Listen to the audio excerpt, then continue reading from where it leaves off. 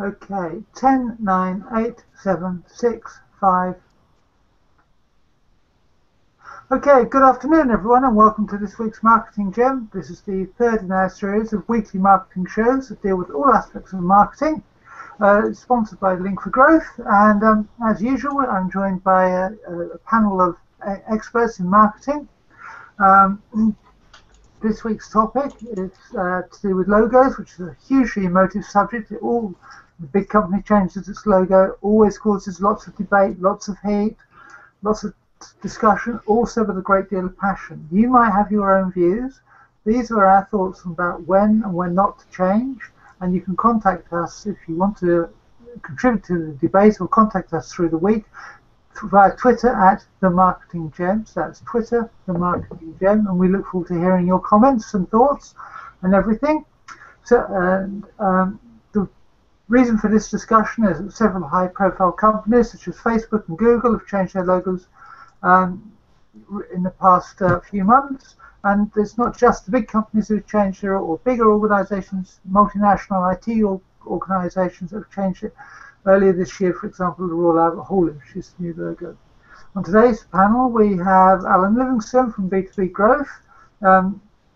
Alan has over 25 years experience, marketing experience in the life sciences sector with both big and small companies, and has, as I said, a wealth of experience. Good afternoon, Alan. Good afternoon, Diane. As you rightly say, I've been in marketing roles for something like 25 years, and logo design and the importance of branding is something that I do believe is extremely important in branding, so I'm looking forward to this discussion this afternoon. Okay, and we also have Jonathan Darby. Jonathan, who's worked in the advertising industry, advising clients on all sorts of aspects of marketing and marketing strategy, and some of his clients include people like Canon, and whilst he was working at big advertising agencies such as WPP. Welcome to the show, Jonathan. Hi there. Thank you very much for inviting us to come along.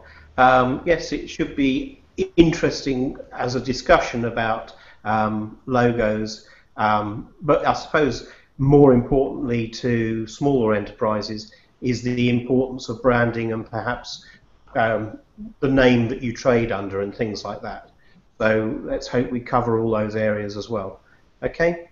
Okay, right, well, obviously, yeah, it's a huge topic, and the third member of our panel this week to join us is Kevin Lynch, and this is the first time Kevin's joined us, though he has been involved in the Marketing Gem from its outset.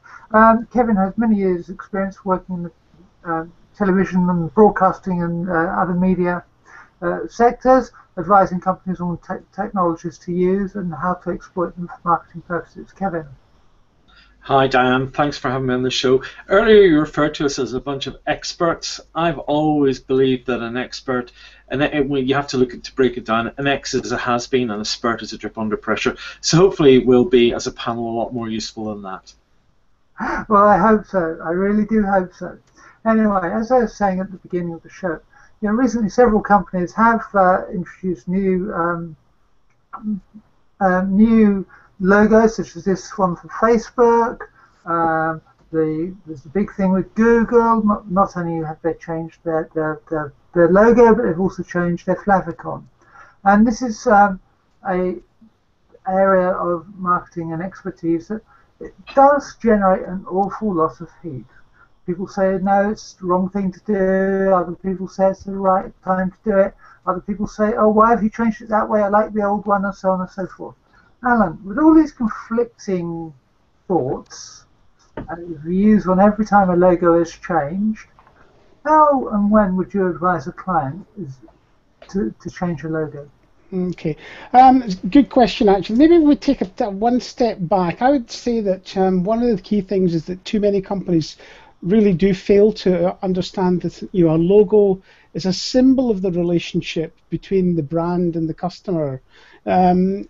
Put it this way, it almost is like a way of them recognizing as a shortcut to making a purchase of a service or goods from customers, but it gives you that feeling of comfort in buying the particular products. So logos are odd things. They're almost never the sole reason to choose a product, but they're almost always key in identifying a company or product.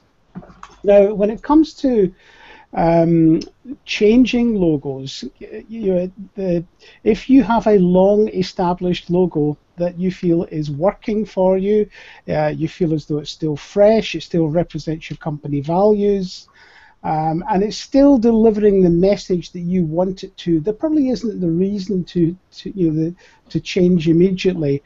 But the key things that you are the drivers of the key things are the drivers of a logo change are things like, is your brand needing refreshed? Is it damaged in some ways? You want to change that. Has your company changed in its direction? Has it changed its objectives? Has it been the subject of an acquisition or a merger or something like that? These are all good reasons to change your logo.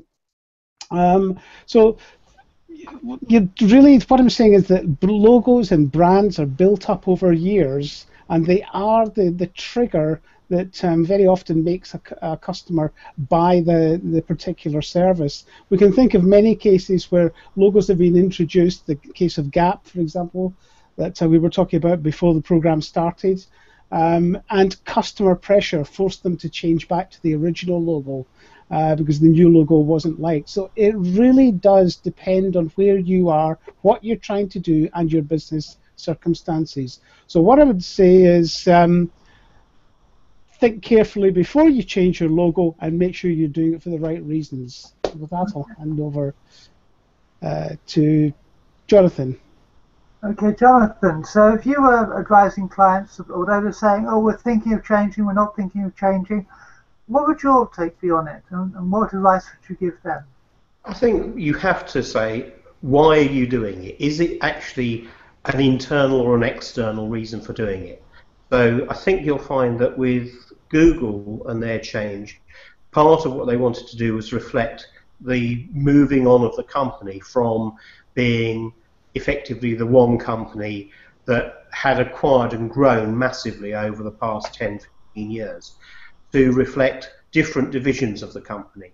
And they felt that that was a good time for making a change. Now, I don't suppose for one moment that most users of Google products have even noticed that there's been a great change. If you think of the search engine, they've been using decorated versions of the Google logo for years on their search engine page. So these things mean different things to different people. And as a client, I would ask people at the client end, as the sign or the logo is a sign of familiarity and tells the consumer up front a lot about what the company is and where it's come from and what it stands for in their own perception, are you making the change because you want to mark a significant change of course, direction, whatever, of your own internally, or is this actually genuinely about delivering something to consumers on the outside? It's essentially, it goes back to know what your stakeholders' expectations are. Now, you could say that Google's change is probably more about people who work for the company and maybe stockholders in the company rather than consumers. But, so you have to know why you're doing it, and is it going to significantly change the perception of your customers, the people who are generating your income? Okay, and Kevin, what would your advice be, especially in view of the fact that a lot of change, say with IT companies at the moment, seems to be driven not so much by perception and brand values or changes in strategy, although, as Jonathan pointed out, the Google one was very much a change in strategy, but also the role of technology in forcing change. Boringly, I have to agree with Jonathan. Strategy is the driver, and in general, companies will have an evolutionary approach. So, for example, if you look at Apple's iPhones, where they've had sort of iPhone 3, 4, 5, 6, they've had a TikTok production cycle where 1 year it's a big change, the next year it's not such a big change, and so on and so on. And so they've been doing, logo, not so much logo, but product change where the corners have got softer and things like that. And that's very much an evolutionary approach. If a company has to do, as they say in the jargon, a pivot, where suddenly they realize that this stuff with washing machines is totally passé, but our service management system that we've developed is a real business product, something like that, then in that case they want to do a pivot, and then you do want a radical logo design. I was looking sort of at this because obviously the Google one is quite dramatic in a number of ways. As Jonathan says, a lot of customers won't notice it, but certainly that vibrant favicon that we were showing earlier, people will notice that in their browsers. That will stand out more. The one I was looking at was Facebook, where, as far as I can tell, the last iteration to their logo was the way they formed the letter A. A while ago, it was a sort of the double story A, as they say in the jargon, and now they've gone to more of a written cursive letter A.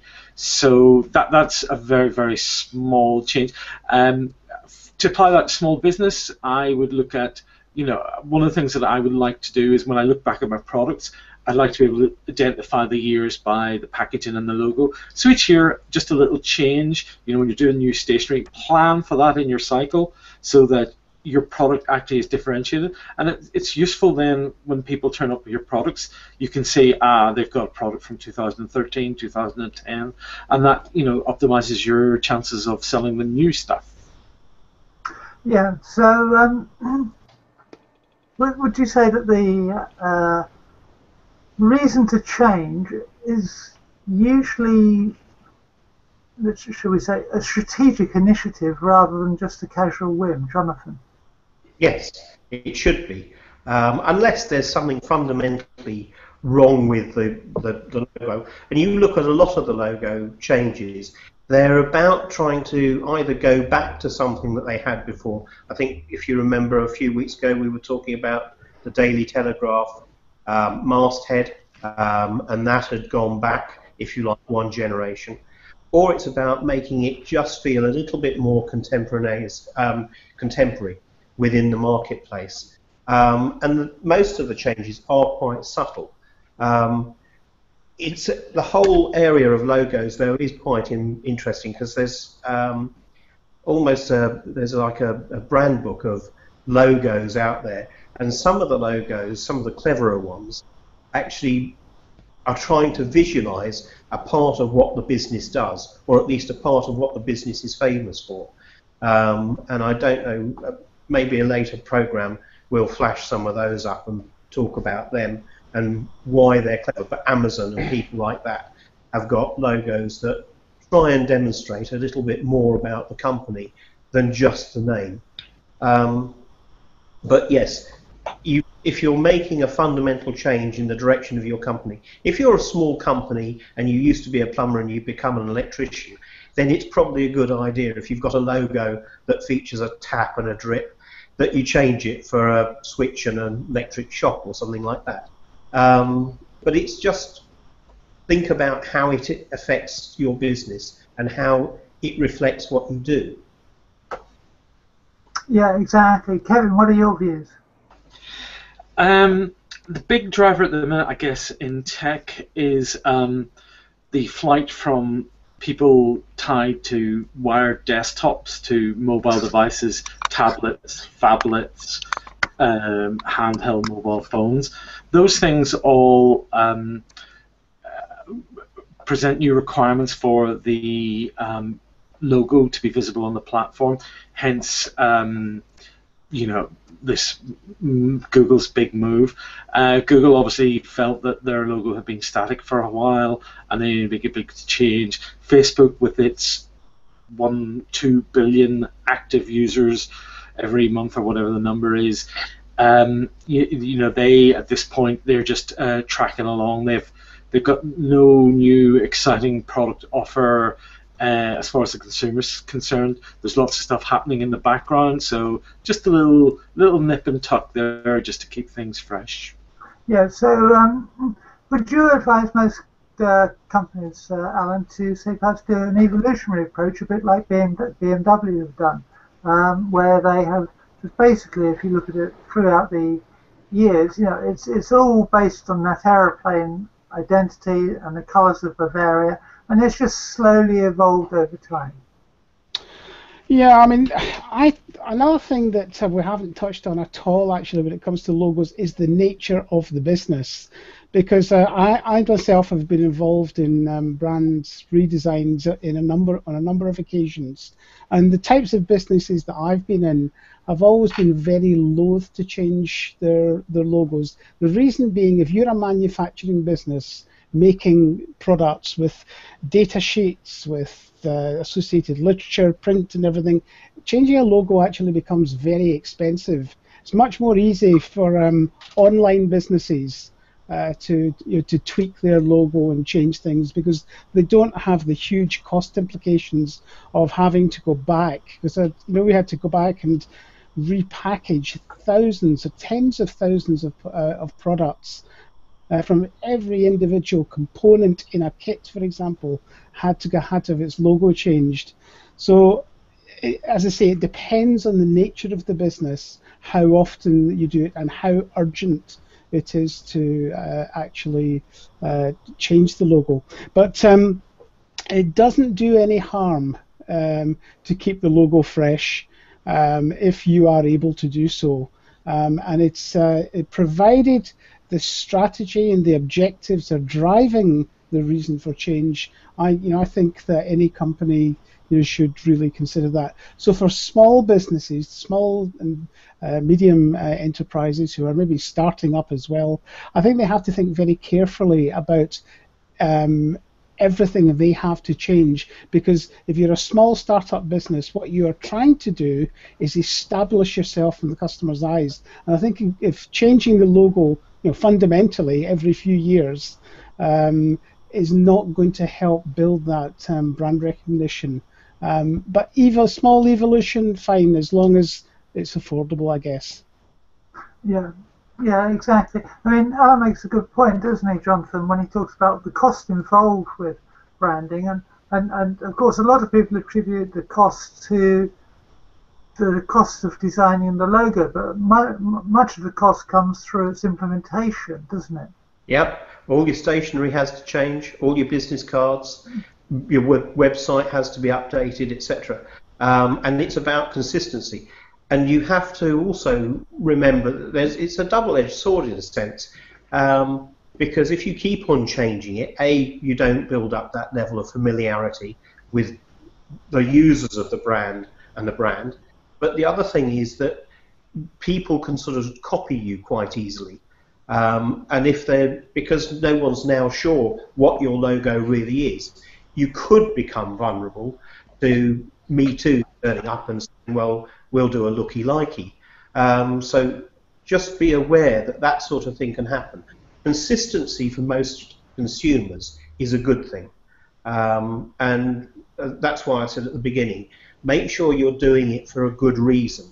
If it's really only internally, and sort of you're not actually bringing the thing up to being really fresh and modern, then I would sort of caution against just going in and doing it, because yes, it's a very expensive process, and you have to re-educate your consumer. On the other hand, if you come up with a really fantastic logo which actually improves your perceived business, sometimes the investment is worth every penny, regardless of actually how much money you have to throw against it.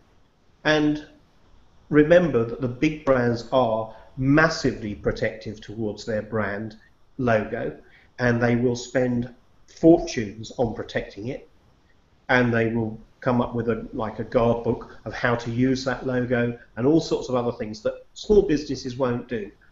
But they invest in it because, in a sense, it's a way of guaranteeing to their consumers that this product is of a defined quality, and it's come from a reputable manufacturer. So they serve a purpose. They are definitely worth the investment in them, but it is horses for courses. If you're Coca-Cola and you're instantly recognised, you can understand why they spend a lot of money supporting that logo. It's not necessarily the same for a small business. So just in terms of your investment. I'd just like to weigh in there and say people are saying it's very expensive to change the logo. And like everything else in business, if it's not planned, it is very expensive. But if you've got a business cycle, when things happen in your business, then you're looking at a 18-month, 24-month timeline. You know that you're going to do a big launch of a new product at such and such a trade show. Then it's easy enough to manage the logo change for that kind of event. Yes, you have inventory and warehouses and stuff like that, but any prudently managed business these days has next to no inventory. So it's all just a question of planning and timing when people are engaging with these people. So as your team engages with the vendors and say, September 2016, we're planning a brand relaunch. We're going to have a new logo. So we're actually going to run down our stocks. Then in August, we're going to send you the new logo. It'll be utterly confidential. Please, work with us to make sure that our logo doesn't leak. And then, if you have a strategy, you run down the stationery. You've got the big trade show anyway. You give your salespeople to tell them.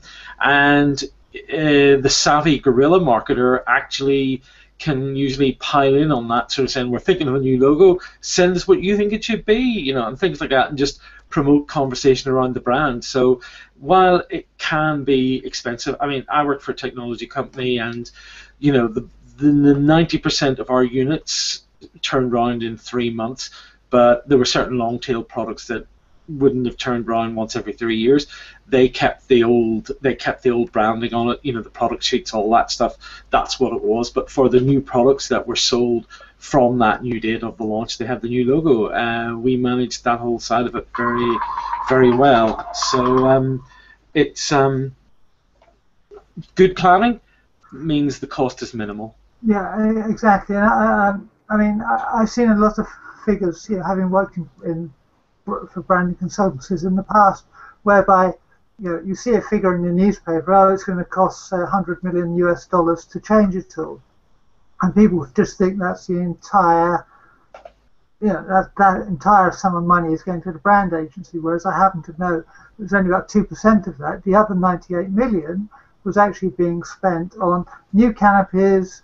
It was a petroleum company, so new canopies, new petrol pumps, refurbishment of designs, wrapping of tankers and everything, and all of this was phrased in over the natural life cycle of these products. And it was the same with BT when they had thousands of vans to change. They didn't just suddenly throw out all the vans and buy in, 20,000 new vans. They changed them all over a 2.5 year period, from the old logo into what was then the famous Piper logo, and they kept. So the cost of replenishment was, as it were, written into the cost of recycling anyway. Yeah, I would agree with that, Diane, in that, again, it goes back to what I said earlier about it depends on the size of the company. Big companies with huge number of assets that are carrying the company brand, it doesn't make any sense to chuck all those out overnight. You've got to phase them in over a period of time. So there may be a period of time, it could be 2 years, where you although you're promoting one brand identity, the old brand identity may still be available. But I guess what we're doing is we're talking to the smaller companies and the startups that they won't really have that challenge. But the main challenge they've got is because any startup business tends to have to make sure that they're managing every single penny spent. The main challenge for them is that how much is it going to cost, how quickly can we do it, what has to be changed, everything from invoices to, if it's a shop, to signage, etc. So it may even be uniforms for for staff. But it's got to fit with the overall strategy and the objective of the business. Yes, Jonathan, would you say for a smaller company, if say it's just a 2 or 3 van plumbing business, as an example, that when it came to launching the new logo, if that could be coordinated with, say, the time they got a new van, or phased out an old van, that might be a better time to do it than kind of like halfway through the van's life cycle. Yeah, I mean, having said that, even just getting a new wrap put on it and things like that. But remember, you've got a budget for it. And as Alan said, it's the stationery in a sense. It's the letterhead, it's your invoices, it's your business cards. Just make sure that, sort of, once you've done it, get on with it and do it. And by and large, do it as quickly as you can, like any project. Get it done, get it out of the way. But that's part of the reason why you have to take time to consider what you're doing and why you're doing it up front, and that it contributes to your overall business. It's not something I would recommend that you do every year or every 2 years, because there is quite a fixed capital cost allocated to it. Even if it's just your vans, the jackets and logos on jumpers and things like that for members of staff. Don't just sort of say, oh yes, we can change it, and if it doesn't really work, we can change it back in 6 months' time. It is an investment in your company. It is an investment in your reputation. Make sure that you've checked everything off beforehand and that you are confident that you're doing it for the right reasons. Don't just go for flavour of the month. No, I think that's really important, and so often, I can tell how old a logo is by the colours used, the typeface used, and that comes back to your point about lack of differentiation, which I think we can talk more about in a bit later. Just very briefly to remind everyone, this is a Link for Growth show. This is the Marketing Gem coming to you each week. We talk about marketing issues. This week we're talking about the use and when to change or not to change a logo, and what a logo can do for your company.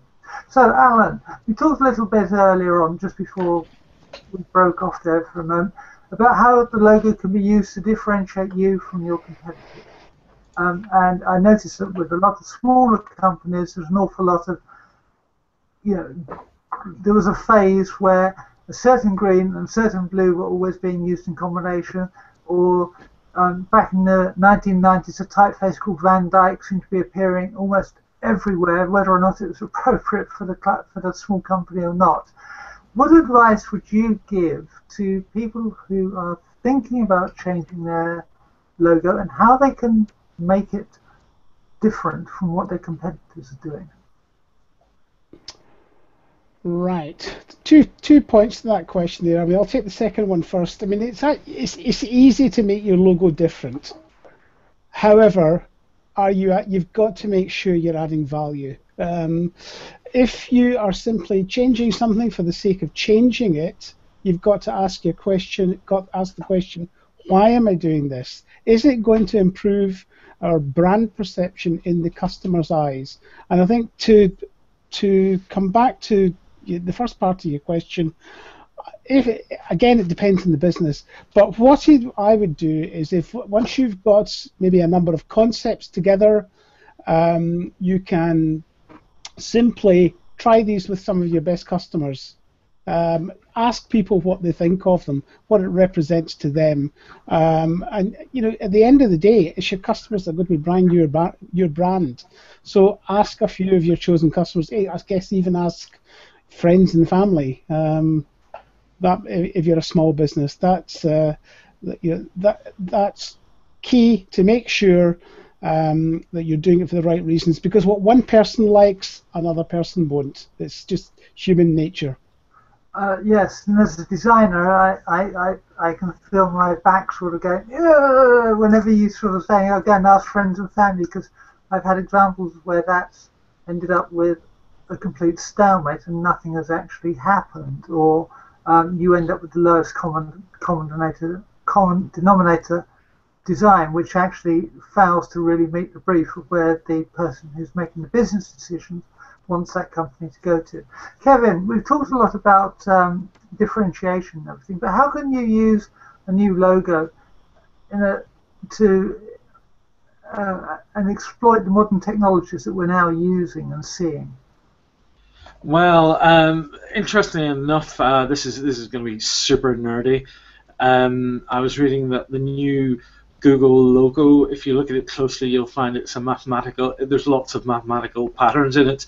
It's just basically circles and lines, and so apparently Google can actually compress that logo down to 320 bytes of storage, which gives you that little bit extra oomph when you're on a slow 2G mobile network connection in remote India. The amount of data to actually bring the logo, the older logo would come in at 1K. So that's that kind of thing, technology where you're looking at trying to make things run small, make them run fast. That differentiates you. So. Yeah, Jonathan, when you introduce a new logo and everything, it's important that it's not done just as part of a new CEO initiative, the new CEO trying to make the mark, isn't it? It's important that if you are going to change it, say in a major way, a radical way, that's also reflected in the way that the brand behaves as well as the way it looks. I would say so, yes. I mean, I did the launch of UCAN Canon many years ago now, and that started with an internal launch to the staff of Canon across Europe. They'd had 3 previous attempts at launching a rebranding of the Canon consumer brand.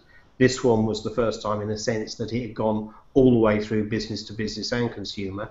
And it was the first time that it was deemed to be a success. But it did mean that we invested a significant amount of time in making all the marketing staff for the corporation in Europe, in Europe, Africa, etc., EMEA, believe that they were going to do it and do it seriously.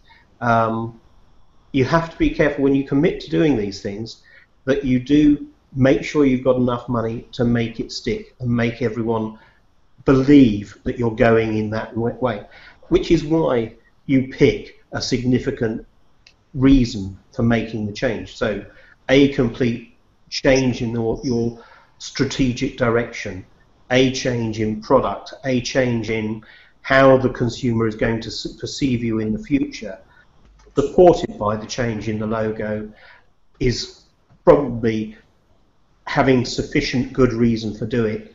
But as we said before, don't do it on a whim. Don't do it because you feel that you're slightly out of fashion.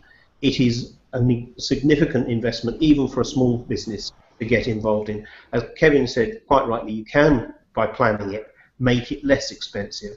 But I can't see anyone, sort of not committing probably 2 or 3 months worth of revenue towards actually making this kind of changeover work. And that's why you've got to be sure that what you're doing is a step forward for the business and, in inverted commas, is going to work in strengthening consumers' perceptions of your product. And going back to what Alan said, talk to the stakeholders in your business, talk to your suppliers, talk to the people who have investment in you, and talk to your consumers. It goes back to what we were talking about last week, and the principles of the marketing audit. And I think now we can welcome the 4th member of our expert panel. Neither a drip nor a has-been. We can welcome Catherine. Hello. I'm a little late to the party, my apologies. Just got back from London. Welcome to the show. Actually, no, we're talking about logos today. Indeed.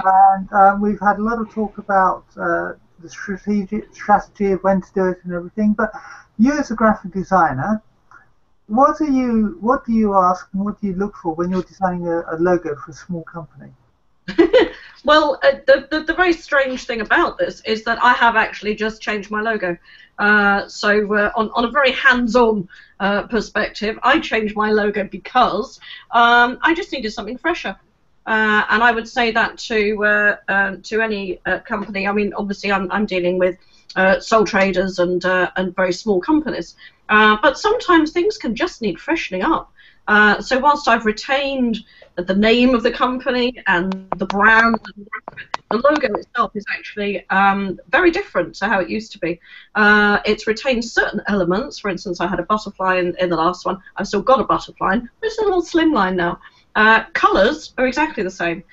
So there is a consistency there. It's still possible to distinguish me from what I was then and what I am now, but there is also an element of holding it all together, particularly when it comes to the colours. So I would say the main reason for changing someone's logo is to freshen things up a little bit. I wasn't necessarily looking to head in a different direction in any particular marketplace, but things just needed freshening up a bit. Sometimes things could just look a bit old, a bit tired, and as most of us would agree, I think, fonts trend, and sometimes a font just isn't trendy anymore. Yes, I made the point earlier about how I can tell an age of a logo by the colours and the fonts used. And very briefly, how long did you have your old logo for? Oh gosh, well ever since I started from 2008. So yeah, however, someone's going to do that calculation for me, I'm sure. My brain's a little tired at the moment. But I only changed it 2 months ago. It just felt like the right time, you know. Okay. Well, Alan, you're good at maths. Well, I guess it was the 7-year itch in that case. That's exactly what it was. No, one thing I was going to say was that it was something that Jonathan was talking about with respect to logos, was that, again, it depends on the nature of your business, but if you've got salespeople out there and you've made a logo change, just make sure they're not at home doing something on their home PCs with the old logo and creating their own collateral, because that'll just confuse customers as well. Yes, Absolutely.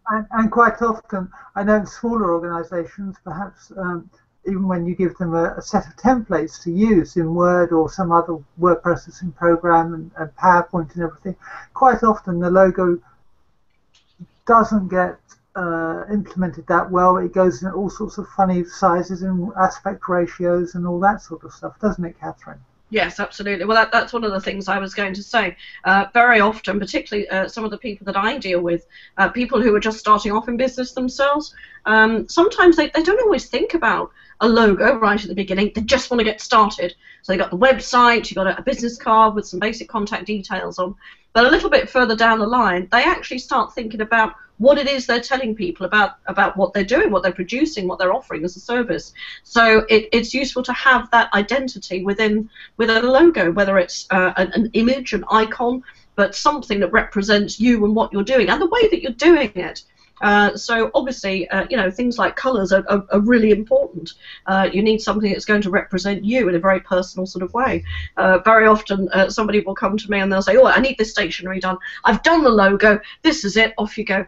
And it's in PowerPoint or it's in Word, and they've found an image, they found an icon, and just put some text underneath it. Now, I know it's good to get started, but you can't use that. You need something that can be manipulated, something that can be edited, something you can actually have a chat with somebody about. So it is desperately important to have that conversation, whether it's right at the beginning of forming your own company, certainly somewhere near the start. Yeah, I mean, one of my motives is that if somebody has designed their own logo, it's usually time to change it, because quite often, unfortunately, although it looks quite simple, there's an awful lot of thought in there. And in the old days, you used to just have to think about print and how it's going to appear on printed paper, and of course now you have to think about how it's going to appear with the technology. So Kevin, if I was to design a new logo, or a company was to design a new logo, what are the best steps for them to make sure that their identity, logo rather, is going to work in this new digital age? Clean, simple lines that renders well on devices. If you've complex image, for example, I stayed in a sort of family farm thing, and their logo, it was up in the borders, their logo was sort of a man on a horse rustling some cows, because the whole Reaver thing. And I just looked at that and thought, that is just so complicated and fussy, and it'll just, as Catherine was saying, and indeed yourself, the logo gets manipulated, it gets squeezed from 4:6 to 16:9 to 3:4. So you have all these aspect ratios. If you look at, I mentioned them before, the National Health Service brand guidelines, they make it very clearly how you manipulate the logo in terms of it has a breathing space, and what you do is you manipulate the breathing space but never the logo. So the best modern logos are just simple things that's not a lot fussy with detail. So that will then, through the entire media, through all the assets that it gets attached to, that will work well. Something complicated and fussy will be awful, will not work when it's put up on a TV, but it'll look all right when it was on a poster, whatever. So obviously the best advice, consult a good brand graphics designer who'll keep you out of the pitfalls. I was going to reiterate, actually, a lot of the new logo designs that we've seen. I mean, many companies have been doing this over the last 5 to 10 years, and a lot of them are going for a much more simple approach now, aren't they? With cleaner lines, purely because it has to work well in a digital format, and I think that's first and foremost in a lot of logo designs. Okay, so before we go on to tip of the week, let's just summarise our general views on what we feel is right and wrong about the time to change the logo and what we should be looking for and what we should be aiming for. Jonathan.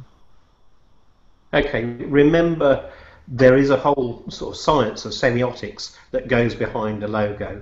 So watch out, make sure that any of the symbols that you're using hasn't got a negative connotation within it. The classic example was the old Marlboro cigarette packet with the 3 Ks. Whether that was a myth or reality, it's just something to bear in mind. Whereas the Amazon logo with the arrow going from A to Z says something about the company that is positive. So if you are going to go for a logo that's slightly more complex, bear that in mind. Remember, within the use of new technology, etc., that the logo is going to have to work well in a mobile environment. Over 50% of inquiries on the internet now are sourced from a mobile device. So your website in its entirety should be mobile friendly, and your logo is an important part of that. So those would be 2 pieces of advice I'd go with first. Okay, and Alan, what was your key advice? I would say exactly the same as Jonathan said. I mean, he's probably summed it up pretty well. But what I would say is maybe just a word of caution is that ask your customers about your logo if you're thinking of changing it, and if your logo is not just identified but is also liked, err on the side of caution. It'll save you a lot of money. Yeah. Okay. And Kevin. Well, I think I've answered that question before, but I think I'm ready to go with my sort of, not so much tech tip tool of the week, but just story of the week around logos and that, if that's all right with you, Diane. Okay. I'm a fan of that great Luton airline, EasyJet, and basically Stelios was in meetings and was getting nowhere. So in the end, he sort of picked a font on his Mac and got EasyJet, and he was very fond of the orange, I believe in the jargon it's Pantone 21. He was very fond of that orange because he liked the orange brand of his mobile phone, and that's how he got the EasyJet logo. He just took a nice looking font, and it was on a Mac, and picked that color of orange. Anyway, he sort of then subsumed that into Easy Everything.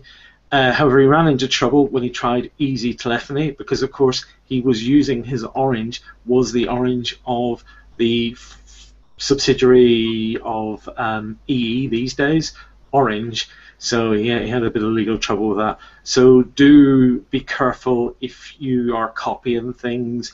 Make sure that you're not going to then, in a year or two's time, go into the same business as those people. But have a look at it's on Wheezy. It's on the Wikipedia, the story of Easy Group, and you'll see the story there of how Stelios made up his own logo and brand, which I think works today. Catherine obviously will hate it. I garner no opinion at the moment. Catherine, what's your advice to people who are considering changing their logo? Well, I would say actually have a good look around. I'm sorry I missed the rest of the show. Has any mention been made of companies that have redesigned their logos and the logos have actually been a big flop? Has anybody mentioned that? We've mentioned Gap, and I'm about to show another one in a moment. It's going to be. It's not Pepsi, is it? Sorry? It's not Pepsi, is it? No. This one's even Tokyo Olympics, probably.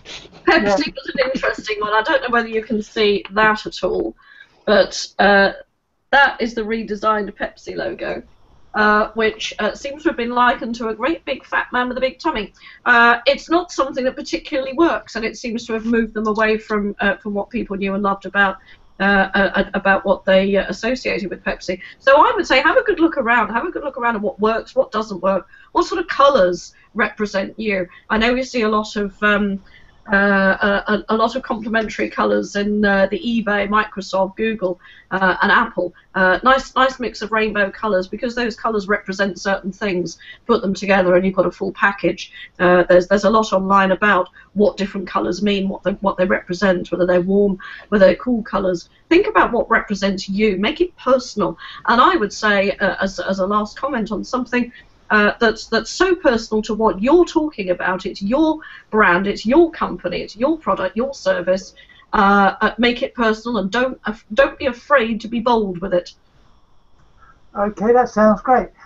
Just as an example of what can go wrong, or what happens when things go wrong. As Alan was just briefly talking about, the Tokyo 2012 logo has had to be withdrawn because it's considered to be a plagiarized version of the Theatre de Liege. So it's really interesting that this sort of difference can still be considered close enough for someone to say, actually, you can't use the logo 2020. Tokyo 2020 logo because it's plagiarizing an existing logo. So it is a real difficult area to get into, so this is why I think you need a professional designer. Okay, so each week we now... Oh, sorry, Jonathan, you were just going to say... I was going to say, be careful of what the symbolism, etc., does for you. Well-known petrol company with forecourts all over Europe came to me once upon a time and said, we don't understand why Esso, BP, Shell have a 50-50 mix of male and female customers. And we have 70% male, 30% female. And it's particularly bad at night time and in the winter. And their combination of not very tidy and clean forecourts and predominantly black and red logo actually adversely affected the way that women felt in their personal security when visiting a petrol station forecourt. So, I'm not going to sort of give the whole game away, but think about what the symbolism of your colours and your logo are going to mean, and what impact that could have to the perception of friendliness of your business. Anyway, just a thought. No, it is a really good one. And it's now time for Tip of the Week. And each week, the five of us each give a tip. Sometimes it's related to the subject we've talked about today. Other times it's just a general marketing tip for small and medium enterprises. So, Kevin, what's your tip of the week? I went too soon with mine earlier, but it was just to say a wise person will look at the case of Easy Group with the use of orange and the consequences that flew from that. Okay. Alan? I think my tip of the week would be something that Catherine's already said, actually, and that's if once you've made the decision to redesign your logo, once you've designed your logo, make sure you get it professionally done, because you can't do it on PowerPoint or Word or something like that, because it's not, you can't manipulate it. You can't. Once you get it professionally done and supplied in a professional format, any printer worth their salt, as it were, will be able to reproduce that wherever you want.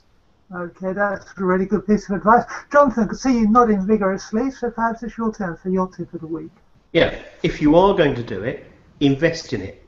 Make sure, don't say, oh, I'm going to change my logo, I'm going to do all of this, and then just do the letterhead and the business cards. Spend some money behind it, and live it, believe in it.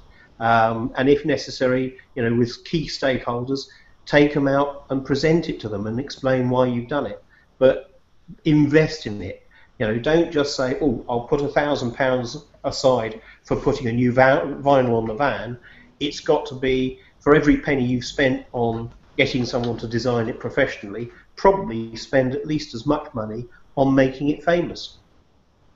Okay, and Catherine, what would your tip of the week be? It's partly been covered already, but I would say canvas opinion. Yeah, absolutely. Have some ideas, have some proofs. Get a graphic designer to have a look at it for you. Make it personal, but canvas some opinion. Ask friends, family, other business owners. Take it to your next network meeting and say, "What do you think of this? Does this work? Is this me?" And if you get a lot of frowning and people say, "So what's that bit?" Then maybe it isn't working. Okay, Diane, I just want to come back in one more time and say, if you are going to do it yourself, yes, don't use Word or PowerPoint. Go and look up a tool called the Graphic Image Manipulation Program, or the GIMP, or a thing called Inkscape. Learn to use those tools, knock up your prototype for the designer and those things, and you'll be on a good way to doing your own logo. That's if you really want to, but you'll spend a lot of time on that, and that's why it's better just to get a designer. But if you want to do it yourself, look out for the GIMP and learn the product. One final thing, just in case anybody was curious about my new logo design, which I mentioned, this would of course be the 1 week where I haven't got my banner in the background, but that is actually what my new logo design looks like. Oh, that's very googly. You've got that truncated C.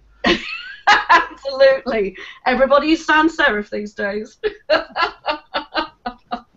My advice would be to remember that the brand is not the logo, just as the logo is not the brand, and that before you design it, before you put pen to paper or commission a graphic designer, is that you understand your business, coming back to what Jonathan was talking about, because the designer, a good brand designer, will ask you a lot of searching questions about the way you run and organize your business and what your brand values are going to be.